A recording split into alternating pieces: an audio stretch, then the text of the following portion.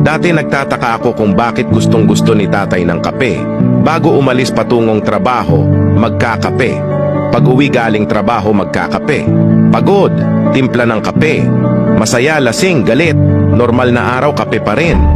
Nung tinikman ko naman yung kape, sinikmura lang ako.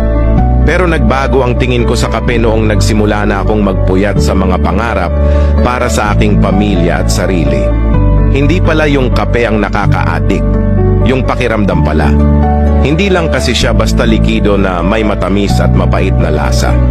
Isa siyang pahinga. Bawat higop ng kape, oras mo yon para sa iyong sarili.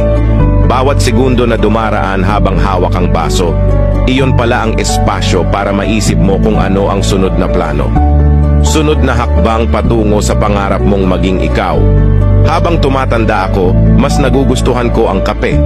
Ganoon marahil kapag kailangan mo ng saglit na pahinga sa nakapapagod na mundo. Tara, kape tayo!